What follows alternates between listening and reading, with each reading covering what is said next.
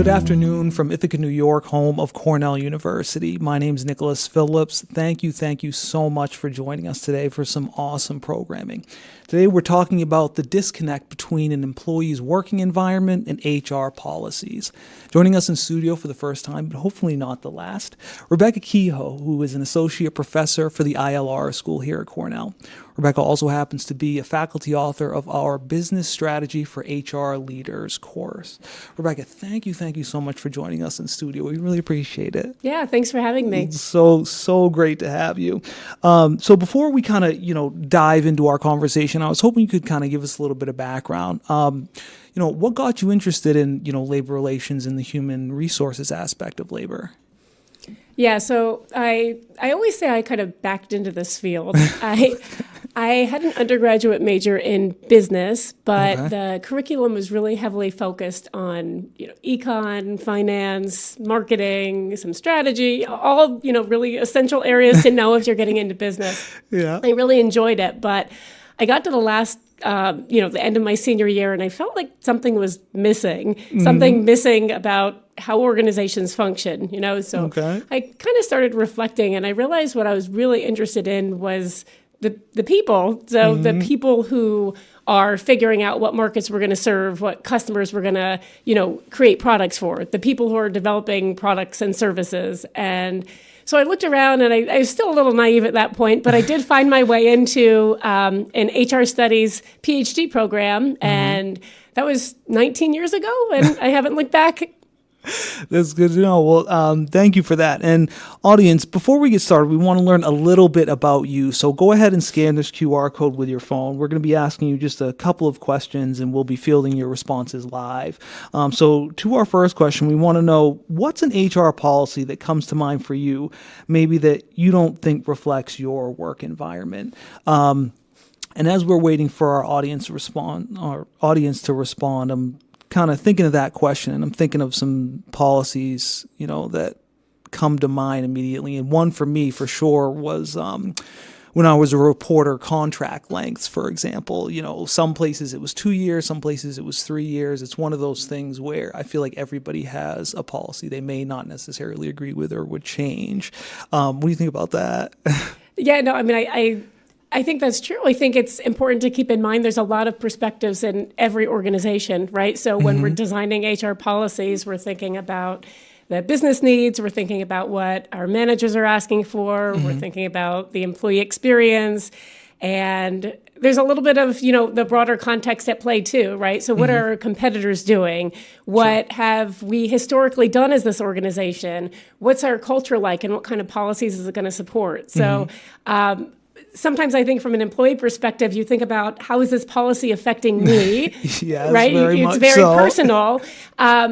But if you step back and think about it from an organizational perspective, there's really a lot of other stakeholders and a lot of other factors at play that go into those policies.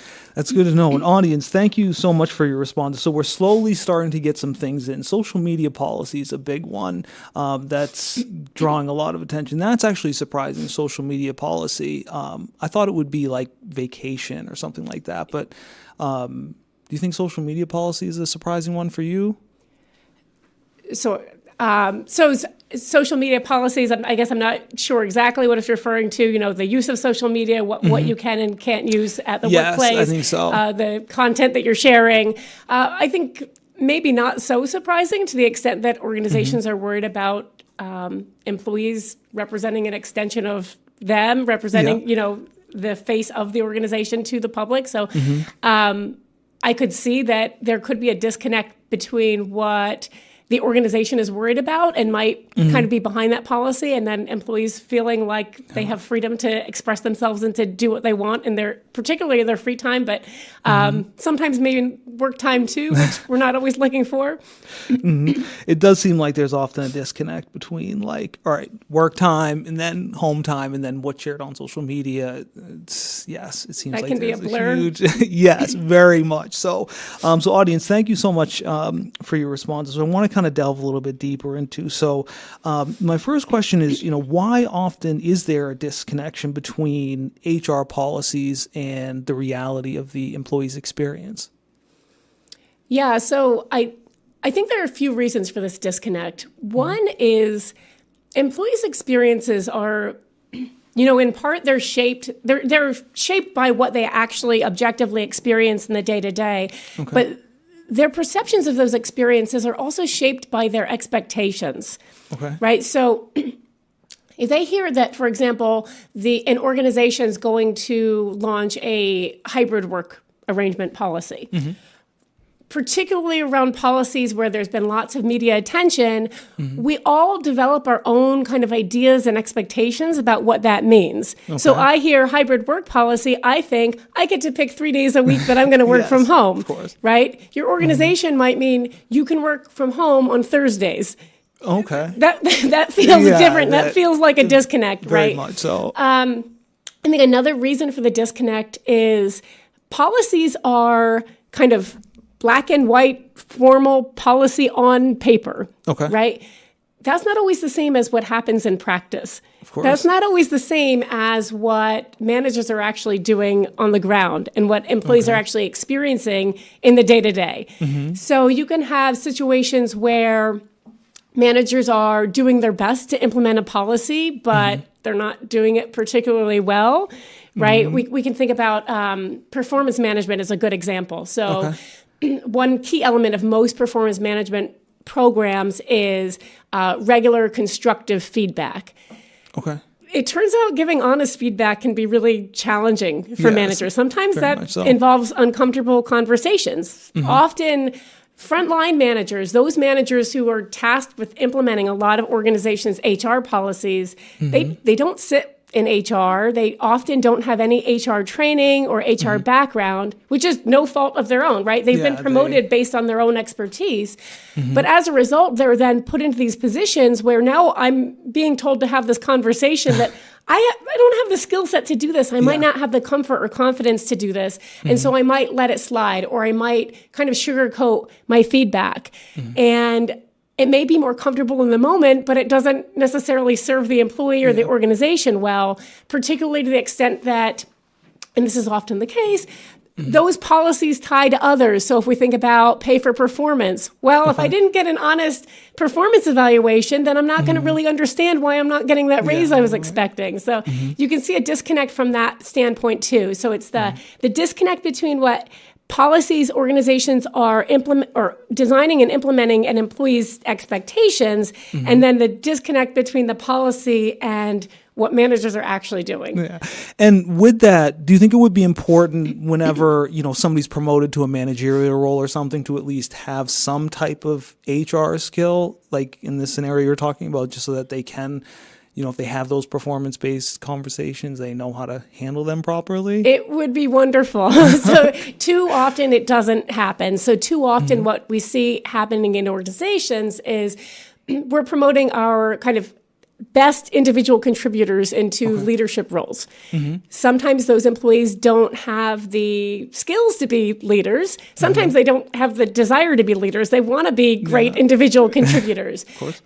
In either of those cases, or even when you've got somebody who has the capacity and the desire to be a leader, some kind of training is essential, some kind of introduction to the role and the leadership responsibilities that are going to be part of that role. Because if you haven't done it before, that's a lot to add to someone's plate without any kind of introduction or development. And thank you for that. And I, really, want to kind of delve a little bit deeper into this idea of designing HR policy for sure. So when we think about the design process, I'm interested to know, where do these, new policies come from? Is there usually a catalyst and then it's like, okay, we have to implement a new policy, or is it something that's constantly being worked on? Yeah, so that's a good question. I think probably most employees will tell you it feels like something's always changing in HR, right? Yes, and there's probably some iteration of each process going on at some point. But the reality is that introducing a new policy entails a big change. So there usually is a distinct catalyst or a series of catalysts. So I kind of think about these catalysts in two buckets. So there's the what's going on inside the organization. Sometimes if we're implementing a new strategy, this might require a new skill set, right? Or a shift in employee contributions that's going to require some kind of policy change. When you have new organizational leadership coming in, they might say this culture is not working out, or these aren't the values that we want guiding this organization. So you might see a policy change then. When you see problems, when, we've got turnover increasing, when we have sales decreasing, that, guess what, triggers a little bit of a change. On the other side, organizations respond to external triggers too. Right, things that are going on in the world around us. So these can be broad trends or events. So if we think about the pandemic, guess what? Just about every organization implemented a remote work policy overnight, whether they wanted to or not. Right. We see other external factors like competitive pressures. If all of our competitors in an industry are implementing a 4-day work week or a hybrid work policy, we may feel pressure to do the same in order to attract and retain talent. We see broader workforce pressures or requests. So not just within our organization, but societally, we see employees want more remote work options. They want more flexible vacation time. They want, they want wellness initiatives. All those kinds of external pressures from the workforce in a general sense can lead organizations to kind of reflect on their own policies and say, well, is this something that we should be responsive to maybe preemptively even before it becomes a strong trigger internally? Okay.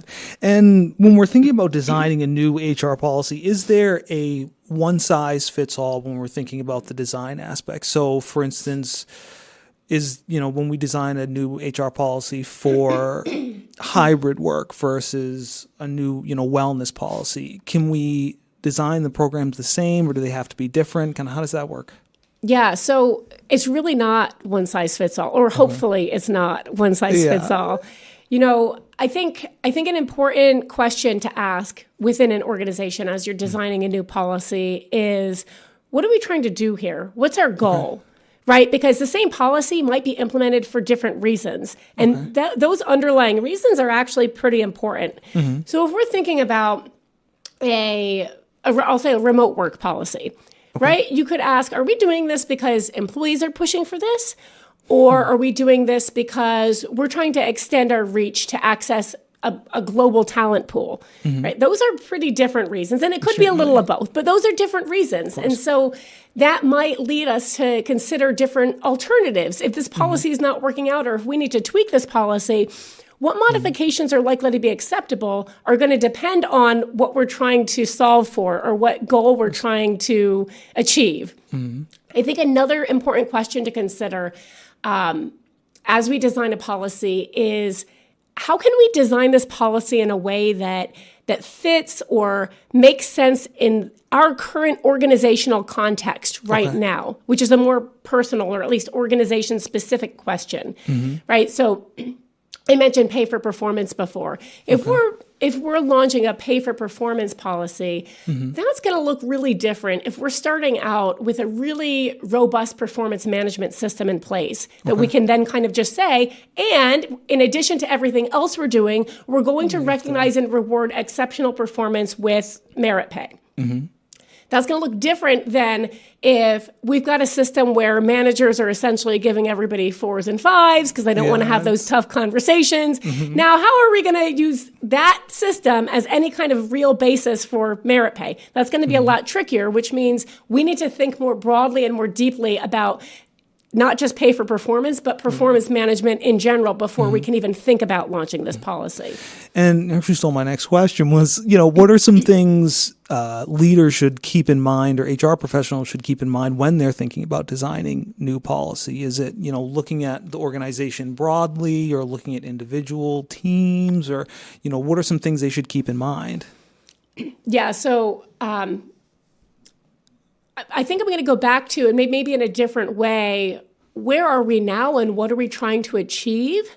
And are we going about it in the best way? So Often, I mentioned before, often we introduce new HR policies because we're trying to, achieve a goal or solve a problem. Okay. Right? If our goal is to solve a problem and we've come up with an HR policy as a response, I think we have to ask ourselves, is this the best way to solve this problem? Yeah, of course. Right? Because there's lots of different ways to solve any problem, and we want to make sure that we're choosing an appropriate one. So if we think about coming out of the pandemic, we saw an increase in employee stress and burnout. And so we saw a wave of organizations introducing all kinds of wellness initiatives. Well, it turns out that employees appreciated those, but that didn't necessarily fix stress and burnout, right? Course, so maybe there was more that was needed. Related to that, I think another question is, and this is a tricky one, but are there other problems that could arise as we introduce this policy, right? We might be fixing one problem, but creating another. Or we might be fixing one problem, but introducing some messiness in the process. So also post-pandemic, we saw a wave of return to office initiatives, right? And a lot of that was driven, there's some cynicism in the media about, organizations wanting to micromanage their employees. But in talking to HR leaders, a lot of that was also driven by this feeling like organizations and employees had lost the sense of connection and community with one another. And so a lot of this was driven by trying to bring people back together. I think, organizations knew that it wasn't necessarily going to go entirely smoothly. It led to mass exodus in some organizations and a lot of resistance, or in some cases, employees just refusing, not leaving, but just refusing to come back. So this was not necessarily anticipated, or at least fully anticipated. And you can't anticipate every consequence of every possible practice or policy, but these are questions that we should be asking as we're thinking about new policies. What can we do to make sure that we're solving the problem that we're trying to solve in the best way, and that we're anticipating likely implications or consequences of this policy that extend beyond that specific problem we're trying to fix, or that specific goal we're trying to achieve, because usually a policy or practice is going to affect more than one thing.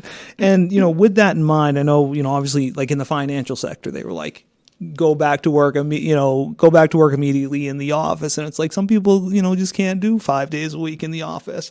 But, with that in mind, what's one thing that you would say most HR professionals don't consider when they're developing some new policies or tweaking old policies? Yeah, so to say don't consider might be a little too extreme. I don't want to say that they're not considering this at all. But I think that often HR professionals end up so bogged down with an HR focus, right? Trying to solve HR problems with HR solutions, that they don't necessarily always look beyond HR. So what are the downstream implications of this policy? And I don't mean that. I mentioned some, possible negative implications of policies just a moment ago, but also, can we think about this policy and making a business case for it, right? Can we think about how this policy might be useful in helping employees to better meet customer needs, or increasing sales, or improving efficiency?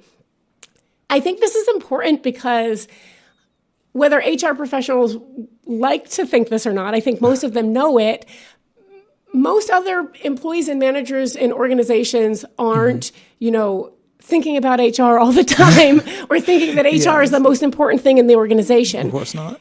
So if from an HR perspective, we can think about, how are these policies likely to affect the business more generally, or employees at an individual or personal level? And can we frame kind of the positive implications of these policies in that way versus just, hey, we're going to improve engagement, right? That's going to be more compelling for all the other stakeholders whose buy-in we hopefully we'll get when we're trying to launch a new practice. And we'll talk a little bit about buy-in in a minute, but I just actually got a great audience question in from Andrew. So Andrew asks, I see a disconnect with HR-driven policies that are designed to mitigate against employee lawsuits, but don't meet operational needs, or policies that are intended to, quote, make things fair or consistent, but actually do the opposite. Any comment on that? I know there's a lot there. That is a very, lot. Very specific. So I think this question points to a reality that is a challenge for HR as a function. Okay. So not just HR professionals as individuals, but HR as a function. And I alluded to it a moment ago.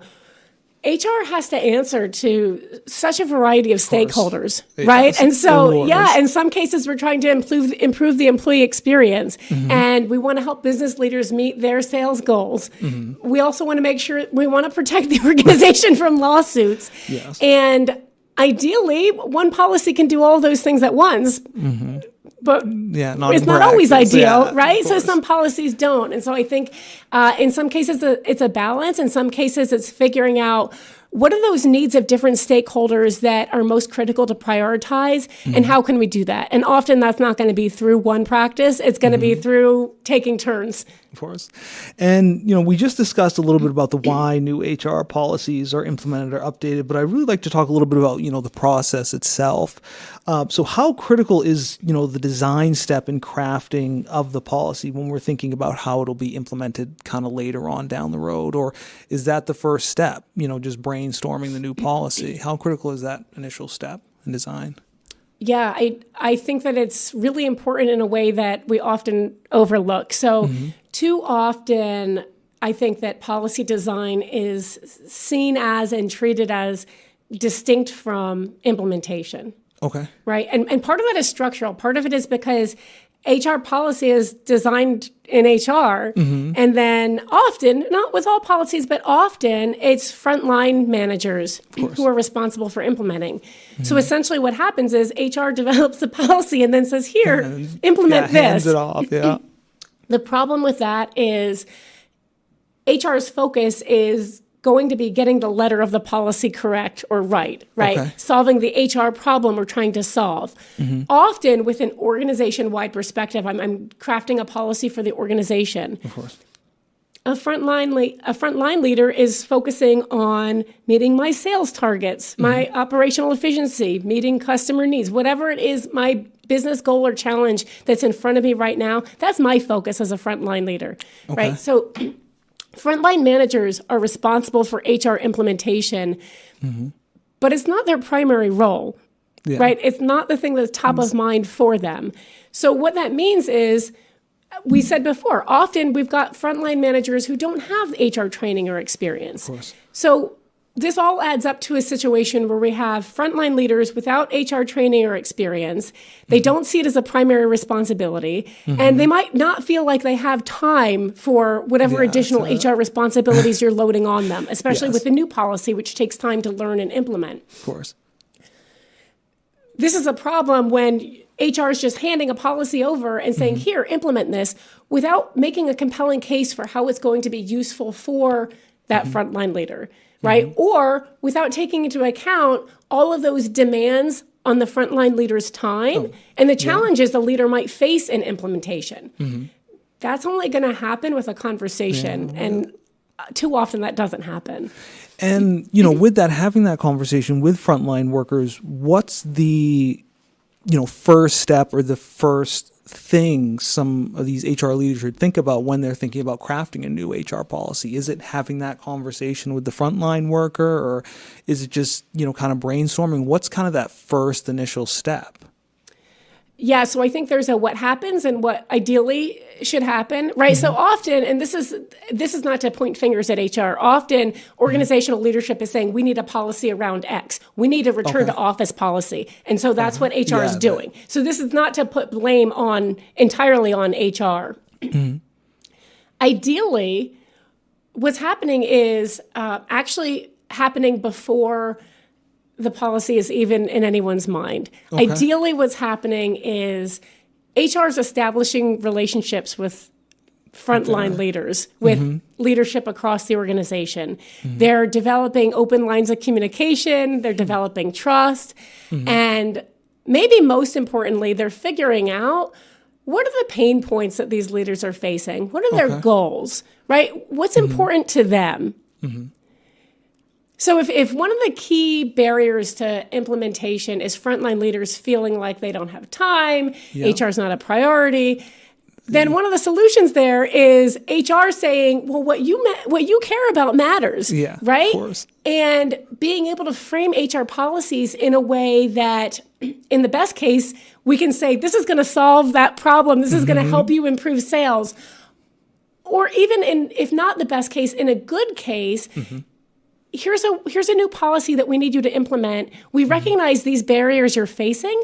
So we've designed it in a way that will reduce the burden on your time, that addresses the concerns that you have because we've had conversations. So if we've established that kind of foundation, then when we get to the question of what's the first step in designing policy, it is reaching out and saying, hey, let me share my intent or our intent.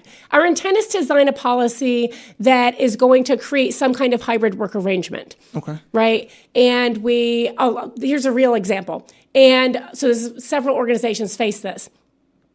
Organizational leadership wanted to design a hybrid work arrangement policy organization-wide, but they recognized that that even within the organization, that policy couldn't be one size fits all.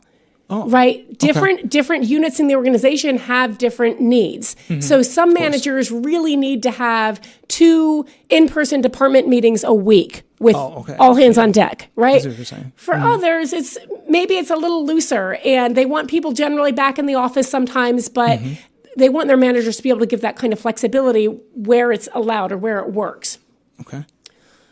So ideally what happens in that case is HR shares that intent, shares that kind of purpose with managers and says, how do we figure out how to design this policy in a way that's going to set you up for success in implementation? Because it turns out, in many cases, organizations looked at this and said, this is great. Managers are going to love it. We're giving them the freedom and the flexibility to do what works for their teams. In reality, what happened in many cases was managers came back and said, my employees know that this is at my discretion, so now I'm taking the heat for saying they've got to be back on Tuesdays and Thursdays. Of course. Right? I didn't get any support for the decision that I'm making for my team or any kind of support in terms of how do I have these conversations in a way that takes ownership for the decision, but also shows employees that I respect them and I respect their time and their freedom and flexibility.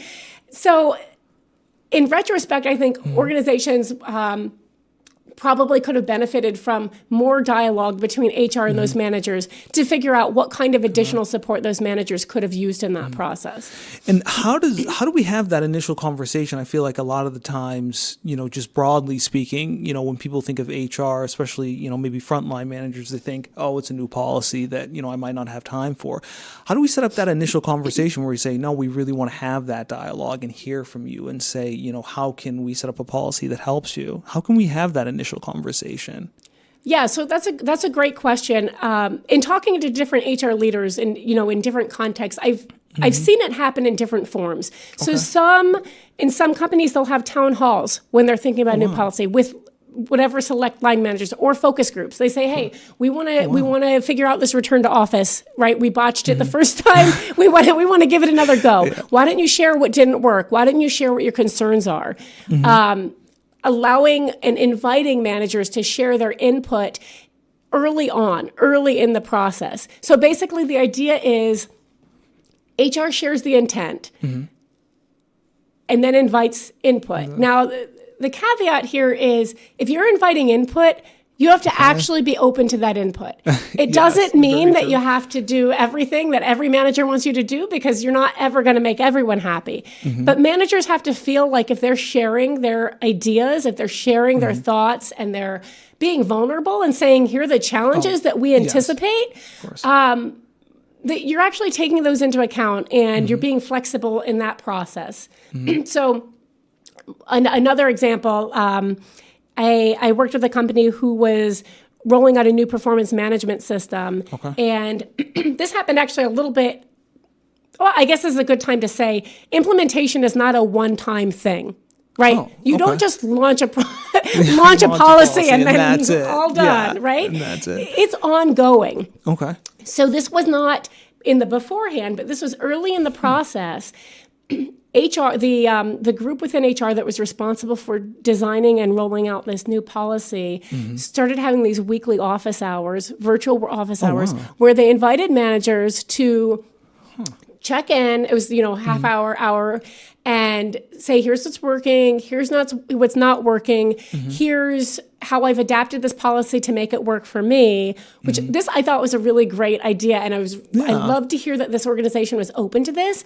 So one of the pain points for managers in this performance management process was all the documentation, which was extremely time consuming. So managers said, look, we're happy to have these ongoing conversations, but then to have to document all of them, document each goal for each employee afterward. I don't have time.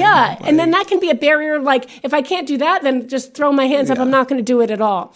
So a few managers said, you know what, here's kind of how we're doing it. One manager said, we're having employees summarize these conversations, right? And then it actually gets the employees to kind of take ownership of the goals. Or we're setting aside one time every, however many weeks I take quick notes during these conversations, and then I just do it all at once versus interrupting my workflow every time I have one of these conversations.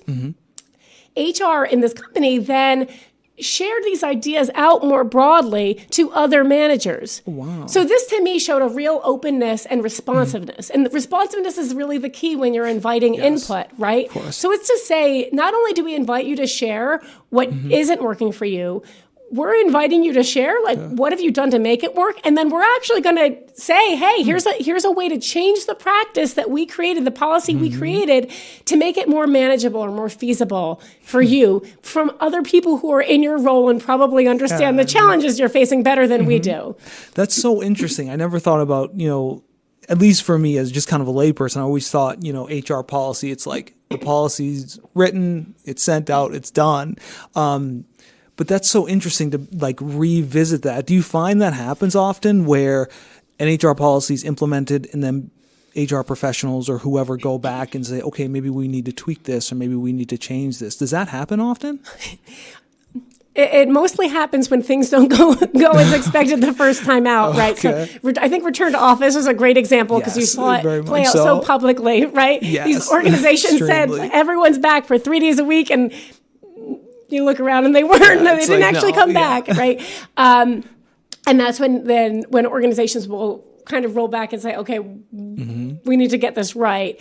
In terms of tweaks along the way, I think more often what we find is frontline managers are sort of quietly making these adjustments to make these policies work for themselves. So they're not necessarily feeding them back to HR. There's not this beautiful cycle where they're sharing their input back and then it's feeding back to other managers. They're just figuring out what works for them.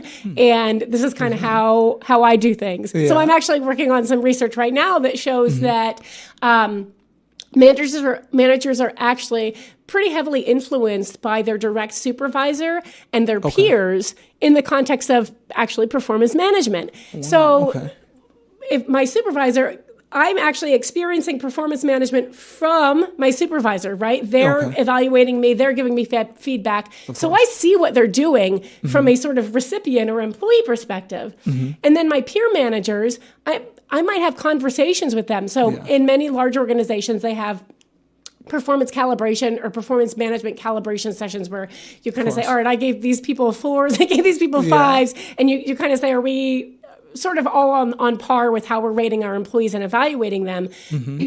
They're not just talking about numbers there, right? They're actually talking about process. They're talking about the broader implementation. And so it turns out that actually does matter. So this isn't always happening through HR. Sometimes this is happening on a peer-to-peer or a peer-to-supervisor basis too. That's so interesting. And with that, we actually just got a great question in from Peter, and I just very quickly want to touch on this. So Peter asks, as a Six Sigma black belt, I work with HR who have written problem definition first, written and reviewed by executives and employees to have them agree on the problem definition. That needs to be the first step. Or rather, does that need to be the first step? Let me rephrase.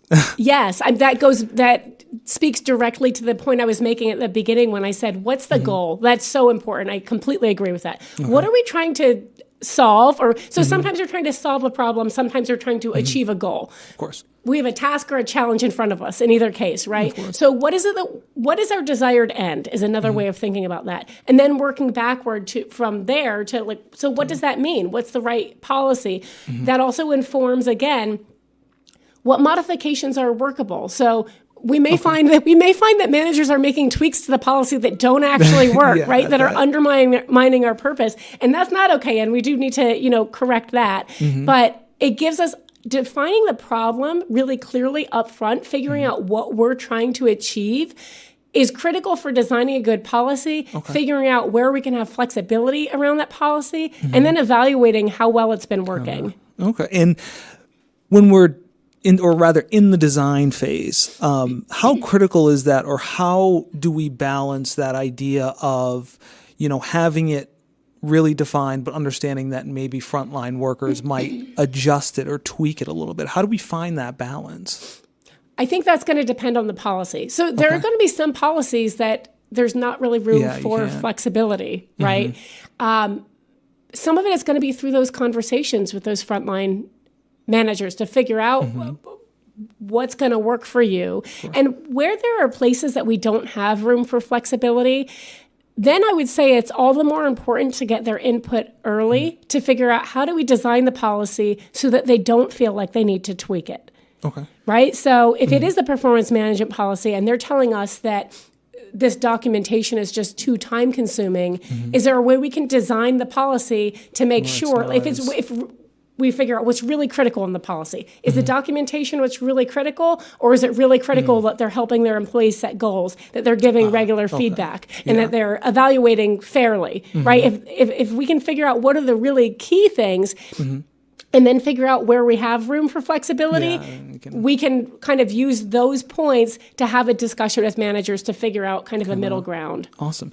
And thank you for that. And just very briefly, audience, we want to hear again from you. Again, scan the QR code with your phone. We'll see your responses live. So we want to ask you again, with all this in mind that we've been talking about, if you had the final say, everything like that, what's an HR policy that you would necessarily implement, if you were the end all be all? And again, we'll, kind of wait for audience responses and everything like that. Is there, I guess, a policy that you find through your research that a lot of people want to change, or that most people would say, I might tweak that? Is it, yearly reviews, or how much vacation time they get, or how often they get raises? Is there one thing that kind of stands out, would you say, for most people?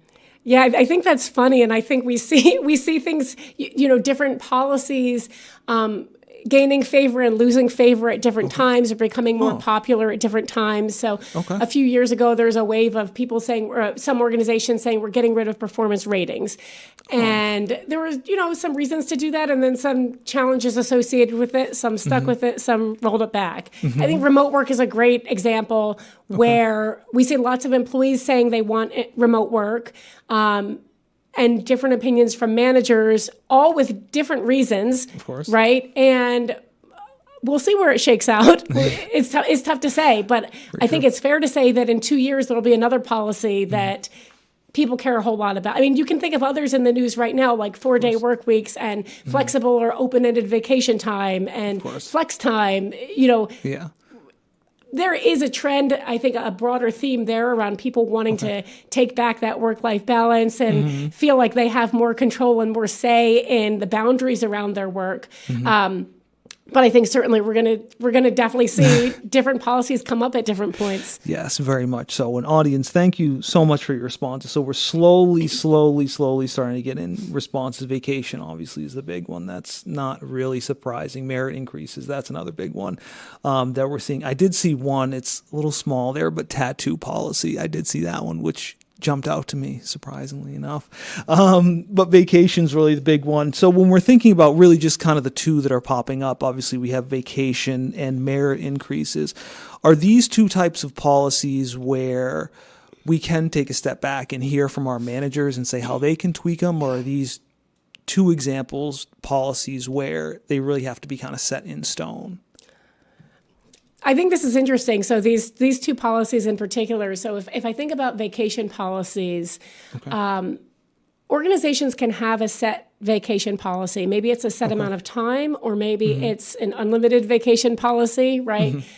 And this is a case where managers can actually really have a great deal of influence over how employees experience that policy. Okay. So an organization may have an unlimited vacation policy, and so an employee may actually be really attracted to that and join the organization for that, in part for that reason, and then find that, okay, well, it says I can take unlimited vacation, but I see that when my peers are taking what my manager thinks is too much time off, even when they're getting their work done, they're not getting the great project assignments, or they're being passed up for promotion, or I'm told I can take vacation whenever I want, but it turns out I'm traveling so much for work, or my workload just prevents me from actually taking the time off that I thought I could take. Of course. So that's a great example of a policy that you could have a policy on paper, and then you've got the real practice.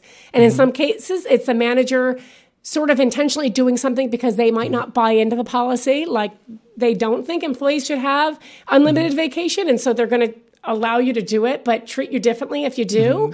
Or it's just the nature of the work. And sorry, but your workload is such that it's not really going to work out the way you might expect. Yeah.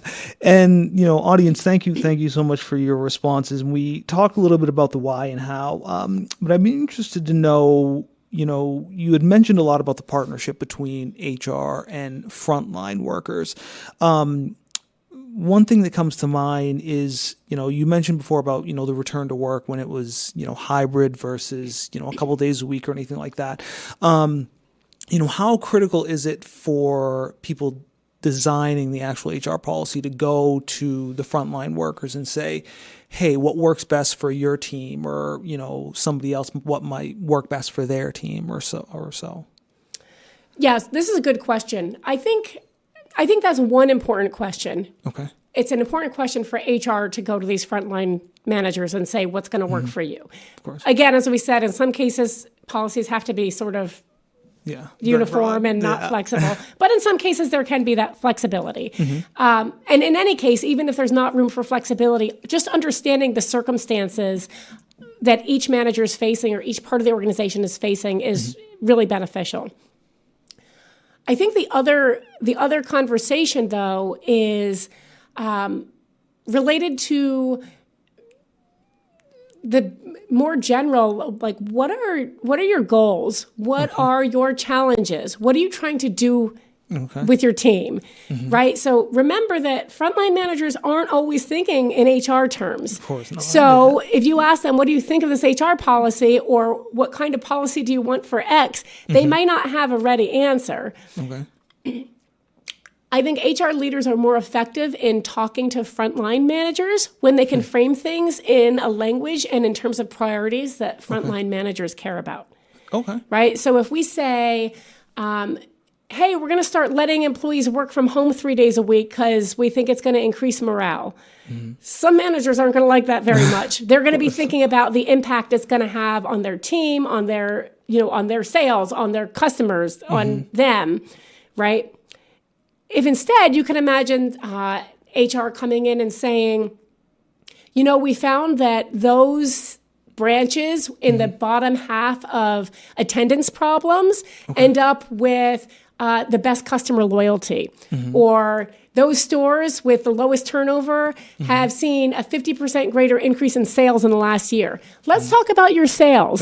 Let's talk about your absenteeism and turnover, right? So if we can frame our HR initiatives in terms that business leaders understand and they care about and they prioritize, you're more likely to get their ear. And what would you say does an effective partnership between HR and frontline workers look like? And I think you mentioned it a little bit before, where it was an HR policy was developed and then they had town halls or weekly meetings or so. So just very, very broadly, what would that kind of perfect partnership look like between HR professionals and frontline workers? Yeah, so I think the very first thing is that it's got to start outside of HR policy. It's got to start with building the foundation of communication and trust, right? It's got to start with business leaders feeling like HR cares about what they care about, right? So if I care about my responsiveness to customers or my sales, that HR understands that and that HR is going to help me solve my problems, right? Not just giving me their problems or their policies to address. Once you establish that trust and that foundation, you're more likely to be able to have the candid conversations about how is this policy working? What are you concerned about with this new policy we've been talking about? Or we're trying to think about a new remote work or hybrid work policy. Do you have any concerns about this? Or how could we support you as we think about implementing it? And business leaders are more likely to open up when you have those conversations, if they're built on that foundation of trust and communication outside of that context, right? If you're cold calling a business leader you've never talked to before and said, "Hey, here's a policy. Any concerns?" They're probably not going to be ready to open up. Very much so. And we talked a lot about frontline workers, but what role does the C-suite play in all this? So not just the frontline workers, boots on the ground, but, the leadership team, the higher up team, what role do they play in this? Yeah, they play a really critical role. So everyone's looking, they're so visible, right? Yes, everyone's looking to them. So you've got a new HR policy. You want to make sure that they're visibly using these policies, implementing these policies within their own teams. They're communicating about these policies. They're talking about the importance and the value of them. They're showing how these policies align with the organization's culture and values.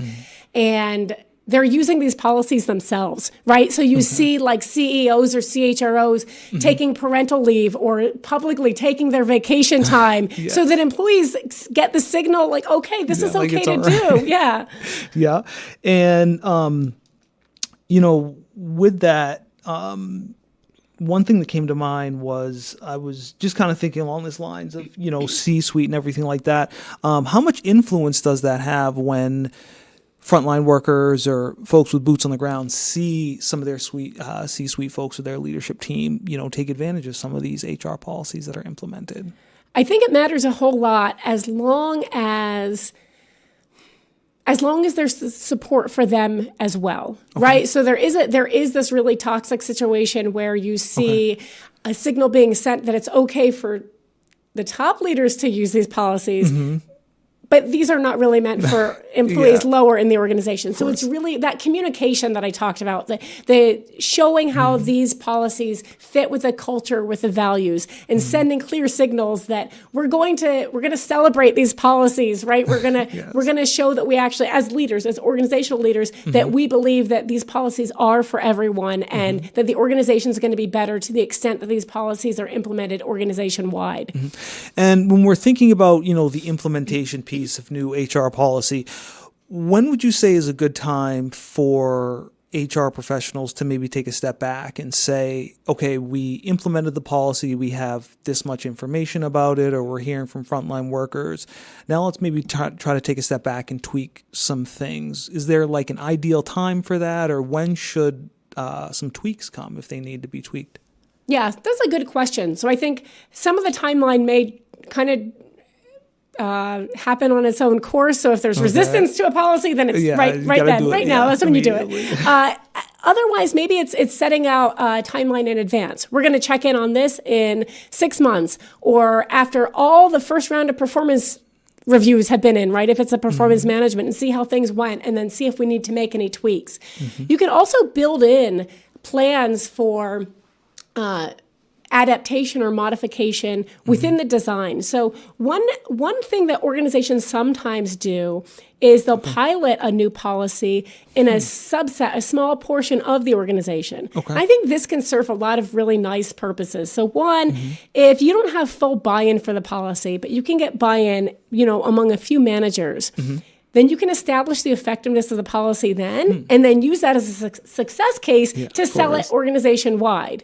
Or if things don't go as planned, easier to do damage control when it's, 100 employees versus 10,000. You can roll back the process, the policy. You can figure out what tweaks need to be made before you implement it on full scale, more visibly and more publicly. So I think pilots are an underused but really effective tool that HR can use to kind of test out policies when they're not quite sure how they're going to go, or when it's not, maybe it's hard to anticipate what successful implementation is going to look like. Of course. So if I've got a good relationship with a few managers, I know that I can trust them to tell me what's going well and what's not going well. And I can use that to then develop tools or develop greater, broader implementation support that I can make available organization-wide when we roll out that policy more broadly. And I guess, is there an ideal number as far as kind of quote unquote test cases go, as far as, we want to test a new policy on 10 employees or 100 versus, like you said, like 10,000?